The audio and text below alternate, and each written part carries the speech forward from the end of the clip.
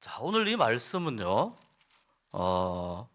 우리가 굉장히 잘 아는 말씀입니다. 고린도전서에서 가장 유명한 말씀은 13장, 보통 우리가 사랑장이라고 이야기하는데, 그 사랑장 앞에 보통 이제 은사장이라고 해서 이 고린도전서 12장을 많이 이야기합니다.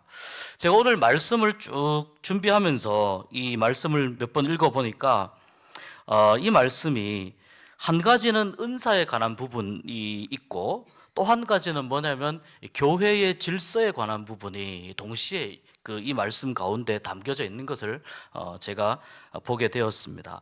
그러니까 오늘 이 말씀을 살펴보면 일단 절부터 좀 나누어 보면 1절부터 3절은 이제 이 12장의 그 서론 부분이라고 볼 수 있습니다. 그리고 4절부터 11절이 은사에 관한 것입니다. 다양한 은사들이 나옵니다.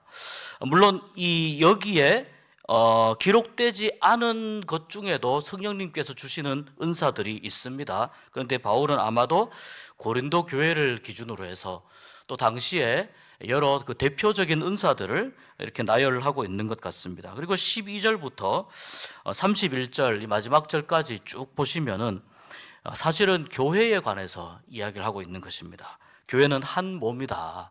이 내용을 12절부터 31절까지 쭉 말씀을 하고 있습니다. 오늘 길지 않은 시간이지만 이 내용 가지고 우리가 함께 좀 하나님의 말씀을 생각해 보겠습니다.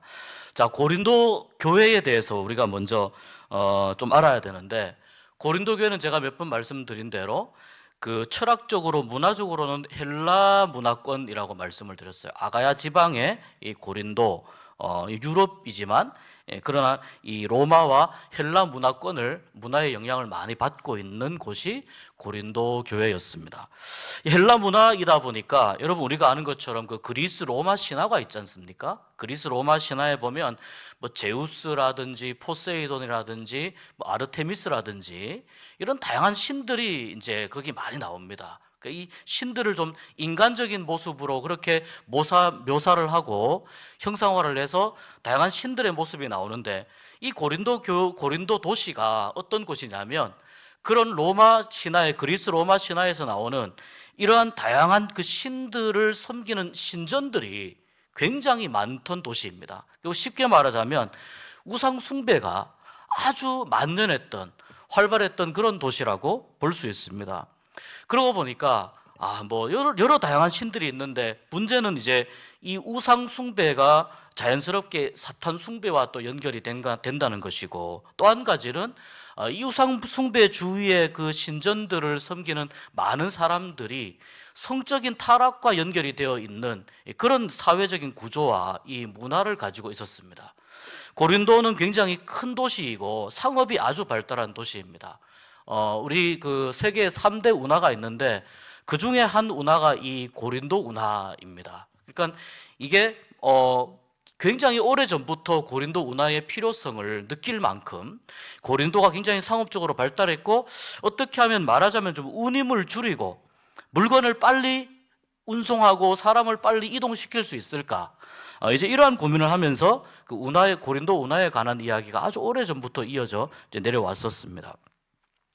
그러니까 상업이 발달했고 또 헬라 문화권이고 또 이방 신들 우상 숭배가 굉장히 만연하고, 그리고 사람들이 굉장히 많이 왔다 갔다 하는 곳이고 또 대도시입니다. 여러분, 이러한 그 도시의 그 살아가는 환경 속에서 나타나는 가장 큰 특징 중에 하나가 뭐냐면 사람들이 향락과 즐거움과 어떤 쾌락 이런 쪽에 많이 빠지게 된다는 것입니다. 자연스럽게 그렇게 됩니다. 내가 가진 것이 많이 있고 상업이 발달했으니까 자연스럽게 사실은 들어오는 수입이 적지 않을 것입니다. 그래서 수입도 많이 있고 또 거기에 여러 이제 뭐 다양한 사람들도 많이 왔다 갔다 하고 하니까 새로운 사람들을 만날 기회도 많고, 또 이 우상 숭배의 신전들이 많이 있다 보니까 그 신전들에게 제사를 하고 종교 의식을 한 이후에 일어나는 여러 가지 어떤 그 건전하지 않은 성적인 타락으로 가는 그러한 이러한 그 일들이 일어나면서 이러한 그 좀 타락과 향락의 문화를 가지고 있었던 도시가 고린도입니다. 이 교회에 바울이 한 1년 6개월 정도 열심히 전도하고 목회하면서 고린도 교회를 세웠습니다. 그러니까 우리가 이 고린도 교회의 이러한 상황들을 쭉 이해하다 보면 여러분 잘 생각해 보십시오. 제가 지금 말씀드린 것들이 전부 다 어떤 것이냐면 성경에서 이야기하는 어떤 그 육신적인 것들, 그리고 어떤 우리가 생각하는 그 세상적인 것들, 좀 좋지 않은 의미에서 이야기할 때의 세상적인 것들, 이런 것들이라고 볼 수 있어요. 그러다 보니 이 교회에 무언가 좀 하나님의 것을 추구하는, 성령을 추구하고 하나님의 영을 추구하는, 이러한 또 말씀을 추구하는 이러한 좀 신령한 그러한 일들이 많이 필요하였다는 겁니다. 그래서 바울이 1절에 이야기하는 것이 형제들아, 고린도 교회의 교인들을 부르죠. 신령한 것에 대하여, 신령한 것, 거룩한 것, 하나님과 관련된 것, 이런 것들이잖아요. 복음과 관련된 것, 이러한 신령한 것에 대하여 나는 너희가 알지 못하기를 원하지 아니한다. 이 말은 나는 너희가 알기를 굉장히 원한다, 그런 뜻입니다. 알기를 굉장히 원한다. 여러분, 이것이 단순히 고린도 교회에만 주는 바울의 어떤 권면이 아니라 모든 교회는 다 신령한 것을 사모해야 됩니다. 신령한 하나님의 어떤 그 은혜와 또 하나님의 영을 통해서, 주의 영을 통해서 베풀어지는 많은 다양한 그 교회의 여러 풍성한 은사들, 또 은혜들, 이런 것들을 가지고 있지 않으면은 교회도 여러분 세속화가 될 수밖에 없습니다. 세속적으로 될 수밖에 없습니다. 어떤 그릇이 이렇게 비어 있는데 그릇에 물을 채우면 물로 가득 차게 되고 포도주를 채우면 포도주로 가득 차게 되잖아요. 그러니까 그릇이 비어 있는데 이 그릇에 성령으로 가득 차게 되면은 신령한 것에 대하여 계속해서 공급받을 수 있는 거예요. 그런데 빈 그릇이 있는데 여기에 성령으로 채워 있지 않아요. 성령으로 차 있지 않아요. 그런데 무언가 채워지는 것을 보니까 신령하지 않은 것들이 자꾸 채워져요. 그렇다면 이 그릇을 하나의 교회라고 생각한다면 이 교회 안에 성령님께서 역사하시고 성령님께서 다스리시고 하나님께서 주인 되신 이러한 신앙의 고백과 또 신령한 것을 사모하는 성도들의 그러한 뜨거운 신앙생활, 간절한 염원, 이런 것들로 가득 채워지지 않고 다른 어떤 세상적인 즐거움이나 세상적인 어떤 질서라든지 다른 것들로 채워지게 되면은 아무리 이 그릇을 교회라고 이야기한다 하더라도 이 그릇의 내용은 뭐가 되는 겁니까? 그냥 세상적인 것이 되는 것입니다. 그래서 오늘 바울은 이렇게 이야기합니다. 너희들이 신령한 것을 나는 좀 사모하기를, 알기를 내가 너무너무 원한다, 이렇게 이야기하고 있습니다. 너희들도 알지만, 자, 고린도 교인들이잖아요. 너희들도 알지만 너희들이 이방인으로 있을 때 그때 말 못하는 우상에게 끄는 그대로 너희들이 끌려갔지 않느냐. 그때는 우상을 따라서 살아가는 것이 가장 최고의 삶이라고 생각을 했고 우상을 쫓아서 사는 삶이 최고의 삶이라고 생각했었는데, 그런데 이제 복음을 듣고 말씀으로 훈련받고 교육받고 그 마음이 세속적인 것들을 걷어내고 비워내고 그 마음 가운데 하나님의 것으로 채워지고 말씀으로 채워지니까 너희들이 어떻게 되었느냐? 예수를 주라고 고백할 수 있는 그런 사람들이 되었다. 이로 고린도 교회를 두고 이야기하는 것입니다. 3절 보십시오. 하나님의 영으로 말하는 자는 누구든지 예수를 저주할 자라 하지 아니하고, 여기 왜 이 저주할 자라는 말이 나오냐면 그 유대인들의 어떤 인식 속에는 나무에 매달려서 죽은 사람은 저주받았다고 하는 생각이 있어요. 예수님이 십자가에 달려서 죽으셨잖아요. 그러니까 이 말을 좀 이해하는 사람들은 아마도 유대교적인 배경을 가지고 있었던 고린도시에 거주하는 사람들이었을 겁니다. 그러니까 예수님을 저주할 자라고 유대교적인 배경을 가지고 그러한 전통을 가지고 있다 하더라도 하나님의 영으로 예수님을 다시 보면 예수님이 저주받은 분이 아니구나, 이걸 깨닫게 된다는 거예요. 하나님의 영은 무엇을 가능하게 해주십니까? 우리가 몰랐던 것들을 알게 해주신다는 겁니다. 여러분, 우리가 신앙생활을, 어떤 분은 모태에서부터 아주 긴 세월 일평생 신앙생활을 하신 분들도 많이 계실 겁니다. 그런데 여러분, 우리가 정말 하나님에 대해서 우리가 얼마나 많은 것을 알고 있습니까? 저를 포함해서 우리가 정말 하나님에 대해서 우리가 이야기하고 말하고 나눌 수 있는 것들이 우리에게 얼마나 많이 있습니까?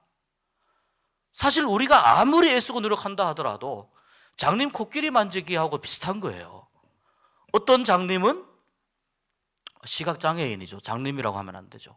어떤 장님은 코끼리의 다리를 만져요. 그럼 뭐라고 이야기합니까? 코끼리는 든든한 기둥과 같다. 그렇게 이야기하죠.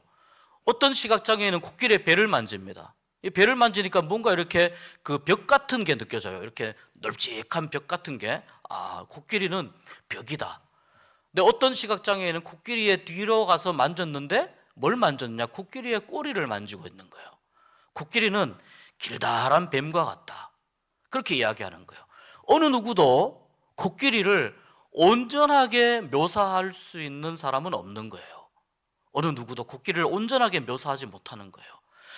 우리도 하나님에 대해서 온전하게 묘사하지 못합니다.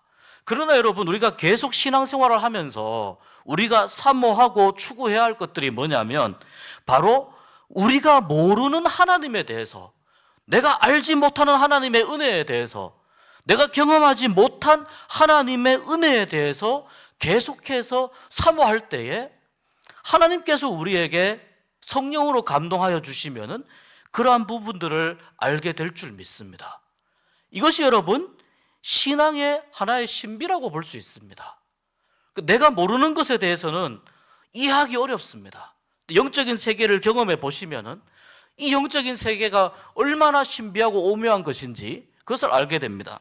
지금 바울은 이 12장 3절에서 하나님의 영으로 말하는 자는 이야기하고 그 다음 절에 보면 성령으로 말하는 자는, 성령은 뭐라고 하냐면 예수를 주시라 할 수 없느니라. 성령으로 아니하고는 예수를 주라고 부를 수 없다. 여러분, 제가 질문을 한번 드리겠습니다. 여러분은 예수님을 주님으로 고백하십니까? 네, 예수님을 주님으로 고백하신다고 하는 그 고백 가운데는 뭐가 있냐면 성령께서 함께 하시는 은혜가 있는 줄 믿습니다. 그런데 성령께서 나와 함께 하시는 것과 성령 충만은 좀 달라요, 여러분. 성령께서 나와 함께 하시는 것과 성령 충만은 좀 다릅니다. 오늘 여기 말씀해 보니까, 9절에 보니까 다른 사람에게는 같은 성령으로 믿음을 이렇게 말씀하고 있거든요. 믿음을. 여기서 말하는 이 믿음은 방금 3절에서 이야기한 예수님을 주라 고백하는 그 믿음보다는 훨씬 더 강하고 능력 있고 포괄적인 믿음을 의미합니다. 우리가 주님을 믿는다고 하지만 믿음의 분량과 수준이 다 똑같은 것이 아닙니다. 저마다 다릅니다. 그런데 이 바울이 9절에서 이야기하는 이 믿음을 가지게 하는 그 근원, 그 원동력이 어디 있느냐? 성령께서 주시는 은사에 있다는 거예요. 충만한 믿음, 어떤 역사하는 믿음. 예를 들면은 이 믿음이 있으면 이 산을 들어서 던지면은 바다 위에 던져질 것이다. 예수님이 말씀하셨잖아요. 겨자씨만한 믿음이 있다면. 예를 들면 무언가 특별한 어떤 우리가 감당할 수 없는 그런 상황 가운데 있을 때 거기에서 어떤 특별한 역사를 이루어내는 그러한 믿음을 이야기하는 것입니다. 이것은 성령 충만한 가운데에서 성령께서 특별히 은사 중에 믿음의 은사를 주는 사람에게 해당이 됩니다. 신앙생활 하다 보면 저도 목회 생활하면서 종종 그런 분들을 만나는데요. 이런 경우가 있습니다. 지금 상황이 너무 어려워요.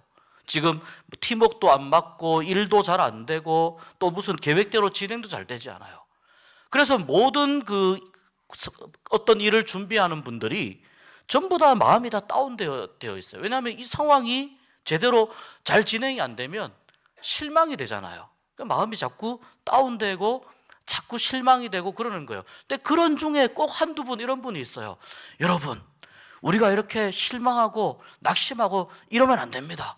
우리가 누구를 믿는 사람입니까? 예수님을 믿는 사람 아닙니까? 그럼 우리가 예수님을 의지하면서 다시 한번 힘내서 나아갑시다. 이러면서 사기를 북돋아주고 기도하면서 격려해주고 이러는 분들이 꼭 있거든요. 저는 그런 분들이 어쩌면 이런 믿음의 은사를 받은 분들이 아닌가. 그런 분들 중에 정말 저분은 정말 믿음이 충만한 분인 것 같아. 이런 느낌이 드는 분들이 있단 말이죠. 그래서 이런 분들이 믿음의 은사를 받은 분일 수 있겠다, 그런 생각을 하는 겁니다.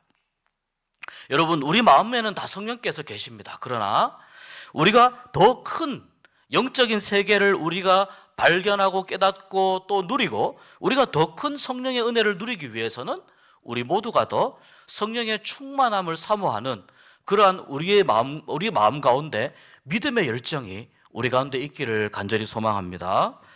자, 4절부터 11절까지는 성령께서 베풀어 주시는 은사에 대해서 말씀하는데요. 자, 은사와 직분과 사역은 여러 가지지만 한 성령님이 은사를 주시고 주님 안에서 다양한 직분이 나누어져 있고 또 사역은 여러 가지이지만, 그러나 하나님께서 다양한 일들을 원하시지만 그 모든 것들 가운데에서 이루어 가시는 분은 하나님이시다. 바울이 삼위일체적인 고백을 합니다. 이러한 이야기를 바울이 합니다. 그러면서 은사에 관한 이야기를 합니다. 자, 이 말은 무슨 뜻이냐? 교회에 다양한 직분이 있어도 결국 그 직분은 머리이신 주님을 중심으로 주님께서 허락하신 것이라는 거예요. 오늘날에도 교회가 다양한 직분이 있지 않습니까? 그런 직분이 있고 질서가 있지만 그러나 주님께서 주신 것이라는 겁니다. 여러 다양한 사역들, 이 많은 일들을 이루어가는 분이 누구냐? 바로 하나님이시다. 그리고 여러분, 고린도 교회가 그렇게 애타게 관심 있어 하는 은사에 대해서 제가 좀 이야기하겠습니다 하면서 7절에서 이야기합니다. 바울이 성령을, 각 사람에게 성령을 나타내시는 하나의 이 은사는 뭐냐면 성령께서 계시고 일하신다고 하는 것을 보여주는 하나의 그런 표식이라고 볼 수 있어요. 그리고 은사는 뭐냐면 여러분, 선물이에요. 선물. 영어로 gift라고 번역을 해요. 선물입니다. 그러니까 어떤 분은 성령의 은사를 받은 분도 있고 어떤 분은 받지 못한 분도 있는데, 은사가 있느냐 없느냐가 구원의 문제를 결정하는 건 아니에요. 굉장히 중요한 부분인데, 은사는 무엇을 위해서 성령께서 우리에게 주시느냐? 우리의 믿음과 신앙을 유익하게 하기 위해서 은사를 주시는 거예요. 우리의 믿음과 신앙을. 두 번째, 교회 안에서 덕을 세우기 위해서 은사를 주시는 겁니다. 그래서 은사를 우리 사용을 할 때 잘 사용하려면, 은사 사용법이 있는데 잘 사용하려면 교회에 덕이 되느냐 안 되느냐를 놓고 판단하시면 됩니다. 나에게 여러 은사가 있을 때 이 은사를 가지고 교회에 덕이 되느냐 덕이 되지 않느냐, 그것으로 판단하시면 됩니다. 어느 교회에 어떤 분이 이 예언의 은사를 받았습니다. 이분이 아마 이제 그런 좀, 이 예언은 조금 이 앞일에 대해서 이렇게 좀 조언해주고 이야기해주는 이런 쪽이었던 것 같아요. 그 교인들이 다 그분에게 몰려갑니다. 이분이 일반 성도이셨는데 신학을 한 분도 아니에요. 그런데 그분에게 다 몰려갑니다. 앞으로 내가 어떻게 될지 궁금해서, 우리 딸 언제 시집 갈 수 있어요? 이런 것도 막 물어봐요. 약간 좀 무당에게 묻는 것처럼. 그런데 그러다가 그 일들이 계속 있어지다 보니까 그 교회가 어떻게 되었냐면은 영적 질서가 완전히 뒤집혀 버렸어요. 그래서 여러분 결국 교회가 문을 닫았습니다. 교회가 문을 닫게 되고, 그 은사를, 그분은 처음에는 그런 마음은 없었을 겁니다. 근데 시간이 점점 지나면서 이분의 말이 그 교회 담임 목사님의 설교보다 더 영향력을 가지게 되고, 이렇게 되면서 이 굉장히 무서운 거예요, 여러분. 그러면서 말씀으로 든든히 서가야 되는데, 오늘 이 12장을 다 말씀을 우리가 쭉 읽고 나면은 말씀이 왜 중요한지 깨닫게 되실 거예요. 말씀으로 교회를 세워가야 되는데, 은사를 받은 어떤 한 사람에 대해서 교회가 좌지우지되다 보니까 교회가 완전히 쑥대밭이 되어버렸어요. 그분에게 주신 은사를 교회의 덕을 위해서 사용하지 못한 거죠. 하나님은 여러 다양한 은사를 주십니다. 여기 보십시오. 자, 지혜의 말씀을, 이거는 특별히 고린도서 1장에 나오는 하나님의 지혜와 같은 개념입니다. 뭐냐면은 이것은 사람들에게 이야기할 때 특별히 어떤 사람들에게 예수 그리스도의 구원에 대해서 조금 더 아주 명쾌하게 이해하기 쉽게 말씀해 줄 수 있는 그러한 말씀의 은사를 의미합니다. 지혜의 말씀을, 어떤 사람에게는 같은 성령을 따라 8절에 지식의 말씀을, 이 지식의 말씀은 뭐냐면은 하나님의 말씀을 잘 해석하고 그 말씀을 잘 가르치는 것을 의미합니다. 지혜의 말씀과 지식의 말씀은 이렇게 교집합이 좀 있습니다. 있지만 조금 다르다고 보시면 됩니다. 9절, 같은 성령으로 믿음 말씀드렸습니다. 또 어떤 사람에게는 한 성령으로 병 고치는 은사, 병 고치는 은사는 우리가 다 이해하실 겁니다. 또 어떤 사람에게는 능력 행함을, 이 능력 행함은 위에 9절에서 말씀하는 믿음과 조금 비슷한 부분이 있어요. 특별한 어떤 능력 있는 일들, 교회 안에서 그런 일들을 행하는 것을 이야기합니다. 어떤 사람에게는 예언함을, 어떤 사람에게는 영들 분별하면 영분별입니다. 또 다른 사람에게는 각종 방언 말함을, 또 어떤 사람에게는 방언들 통역함을 주신다. 그 외에도 사실 은사들은 조금 더 있습니다. 여기 나와 있는 이러한 은사들도 중요한데 바울이 여기 보면은 이제 방언들과 방언들 통역함을 제일 끝에 위치해 놨어요. 예전에는 이제 이런 분들이 있었습니다. 그래서 방언은 굉장히 아래 단계의 은사다, 이런 이야기를 하시는 분들이 있었습니다. 근데 저는 이제 제가 성경을 쭉 공부하면서 보니까 그런 것들보다는 그냥 종류예요. 은사의 다양한 종류라고 보시면 돼요. 다양한 종류라고 이해를 하시면 되는데, 문제는 이 은사를 성령께서 자기의 뜻대로 나누어 주시는 선물이라는 거예요. 은사가 있는 분들은 자랑하지 말고, 또 혹시 나에게 은사가 있는데 은사를 발견하지 못한 분들도 계세요. 그런 분들도 간혹 종종 있습니다. 또는 나는 은사가 없다고 생각하시는 분들도 너무 나의 믿음이 없는 거 아닌가, 내가 구원을 받았나, 이렇게 자책하실 필요가 없습니다. 이것은 그냥 성령님께서 그 뜻대로 선물을 주시는 것인데, 첫 번째는 나와 다른 사람의 신앙에 유익하게 사용해야 됩니다. 이익을 위해서 사용하면 안 됩니다. 두 번째는 교회에 덕을 세우기 위해서 은사를 사용해야 됩니다. 이것이 은사를 사용하는 이 하나의 원칙이라고 볼 수 있습니다. 고린도 교회는 말씀드렸던 것처럼 신령한 것을 사모해야 한다고 바울이 그렇게 이야기함으로 인해서 이 고린도 교회는 상당히 좀 뜨거웠던 것 같아요. 그런데 이제 좀 뜨겁고 그러면서 성령님의 다양한 은사들을 경험을 하고 있었는데, 이 성령님의 다양한 은사들을 경험을 하다가 보니 내 은사가 낫니, 네 은사가 낫니, 나는 이런 은사가 있는데 너는 뭐 이런 것도 없지 않냐, 이러면서 성도들 간의 은사 때문에 상처 입고 마음이 상하고 교회가 2개, 3개로 쪼개지고 이런 이제 일들이 일어났던 거예요. 그래서 바울이 은사를 이렇게 잘 정리해 주는 것입니다.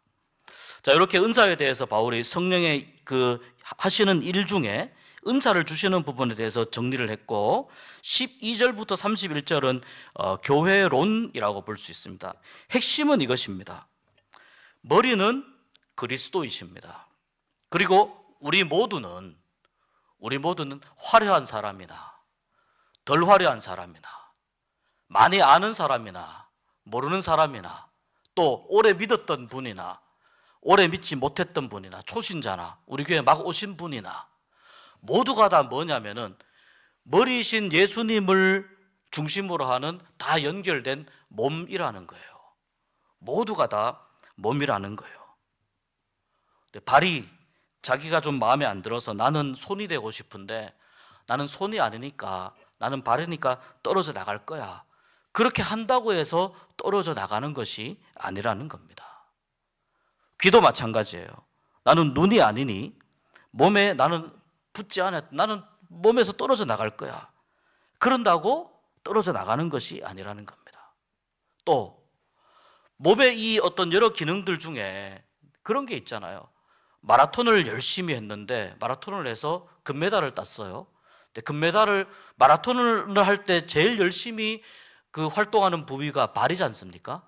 물론 사실 온몸이 다 움직이죠. 심폐 기능도 좋아야 되고 머리부터 발끝까지 다 움직여야 되지만, 사실 그 마라톤의 긴 거리를 뛰어가기 위해서는 계속 발이 움직여야 되잖아요. 발에 물집도 잡히고 다리 종아리 근육도 안 좋고, 그런데 여러분, 그렇게 해서 1등을 해서 금메달을 따는데 금메달을 발에 걸어주는 거 보신 적 있습니까? 목에 걸어주잖아요. 근데 그럴 수 있다는 거예요. 또 월계관을 머리에 이렇게 씌워주잖아요. 이 마라톤에서. 그 머리가 한 일이 뭐가 있습니까, 여러분? 달려서 따라간 것밖에 없잖아요. 그렇지만 사실은 우리는 알고 있습니다. 이 온 몸이 함께 협력해서, 특별히 눈에 보이게 발이 더 열심히 움직였으나 온 몸이 함께 협력해서 움직였기 때문에 좋은 기록을 낼 수 있었다는 걸 우리는 알 수 있습니다. 근데 발이 기분 나빠가지고 난 다음부터 이제 마라톤 안 할 거야, 그럴 수 없다는 거예요. 그거하고 똑같다는 거예요. 전부 다 눈이 되면 어떻게 하겠느냐, 그 이야기 아닙니까? 왜 그러냐? 18절에 보면 하나님이 그 원하시는 대로 지체를 각각 몸에 두셨다, 이렇게 말씀하시는 거거든요. 교회에서 그 어떤 달란트에 따라서 여러분, 섬기는 분야들이 좀 다릅니다. 달란트에 따라서. 또 어떤 분은 전혀 내가 해보지 않았는데 막상 그 분야에 가서 섬겨보니까 이분에게 숨겨진 달란트를 발견하는 경우들도 종종 있습니다. 그러니까 막 굉장히 내성적이고 막 수줍어하고 이런 분들이 탁월한 교사가 되지 말라는 법이 없어요. 아주 잘 웃기는 개그맨들 중에는 아이 성향의 개그맨들도 꽤 있어요. 아주 내성적이고, 이런데도 그런 분들도 있다는 거예요.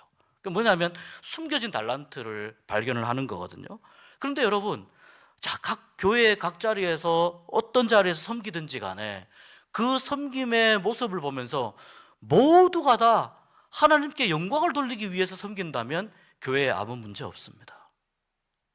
다 하나님께 영광을 돌리기 위해서 섬긴다면. 근데 영광을 내가 받기 위해서 섬긴다면 그 교회는 반드시 탈이 나게 돼 있습니다. 교회에도 안 좋고 그렇게 생각하는 그분에게도 좋지가 않아요. 내가 좀 내가 드러나야 되고, 내가 더 인정받아야 되고, 내가 더 나서야 되고.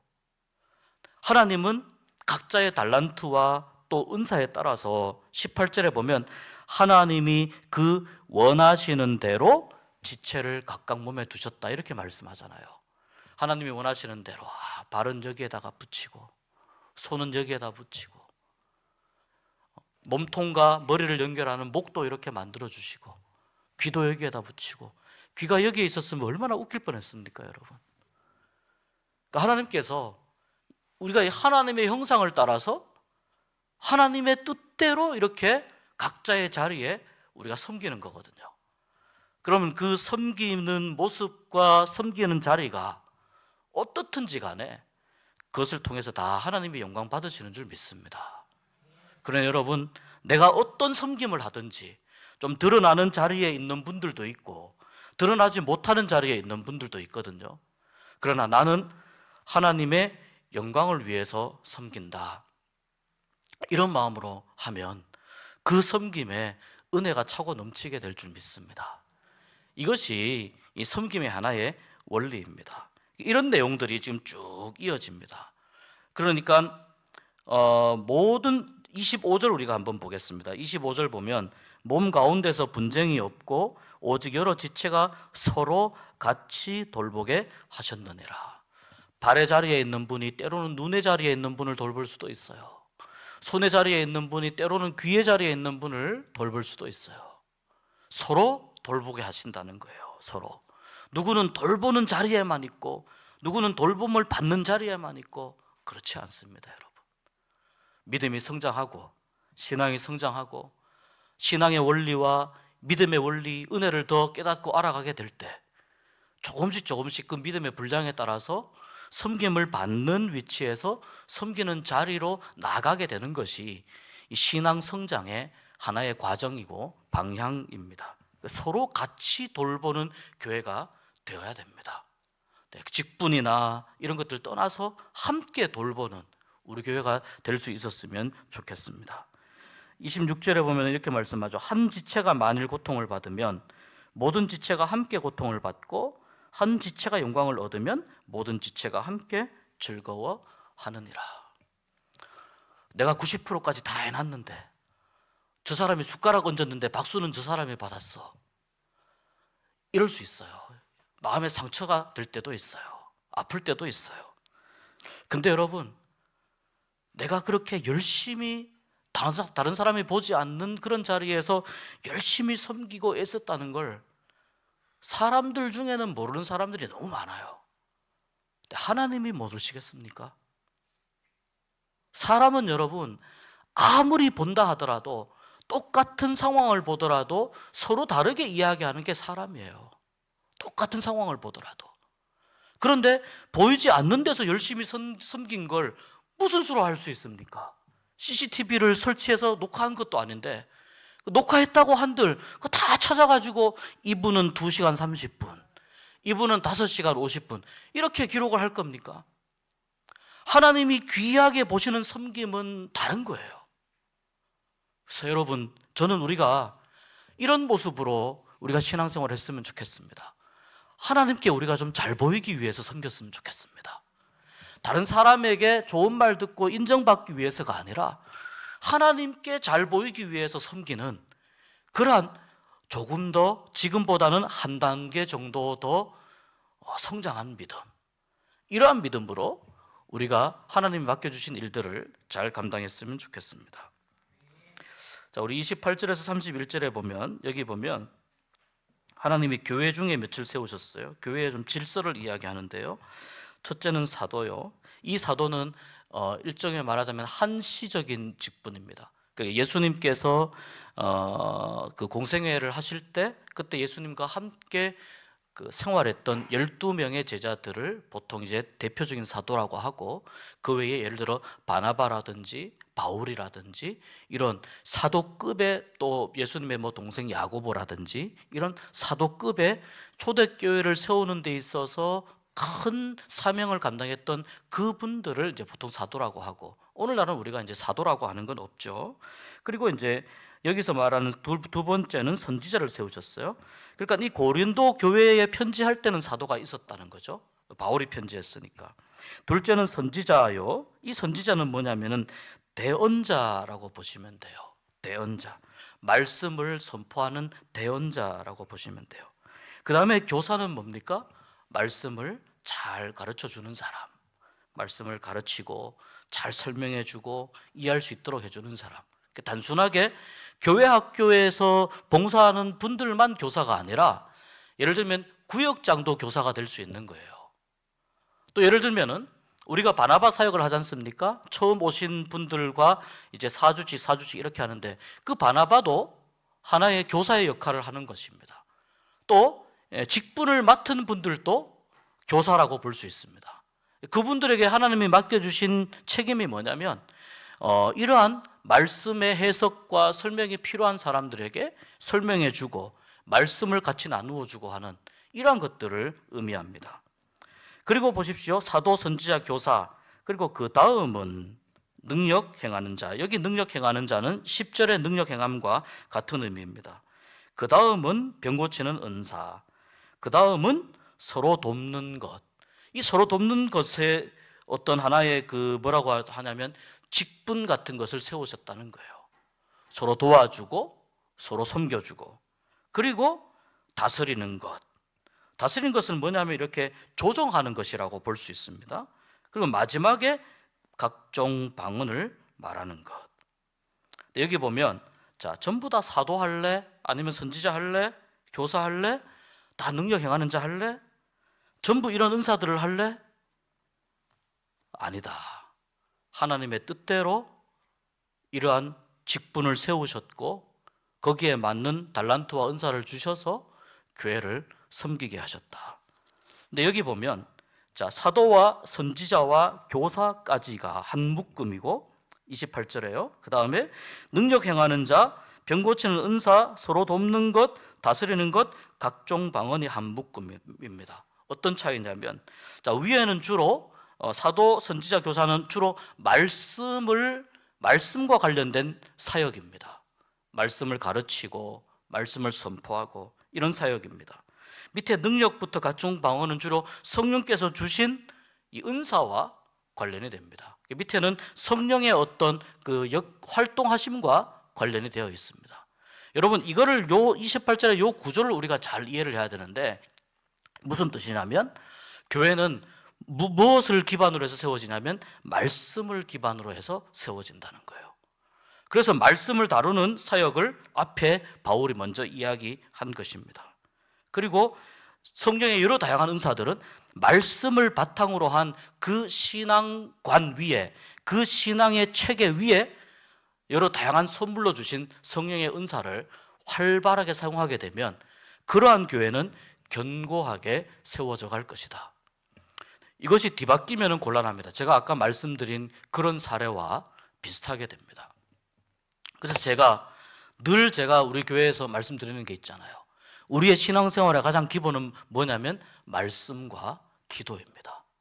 말씀은 우리가 여기서 이야기하는 우리의 신앙의 기초와 뼈대를 이룬다고 한다면 이 기도를 통해서 우리는 조금 더 성령님의 만지심을 느끼게 돼요. 물론 말씀을 공부하고 읽으면서도 당연히 성령이 임하시죠. 그런 예가 사도행전에 많이 있지 않습니까? 그죠? 그러니까 그런 경우도 있지만 말씀과 기도로 나누었을 때 조금 더 성령께서 역사하시는 부분은 기도 쪽으로 조금 더 치우쳐서 생각할 수 있다는 의미입니다. 이게 말씀과 기도, 이 두 가지를 함께 가지고 갈 때 건강한 교회가 되는 겁니다. 건강한 신앙인이 되는 것입니다.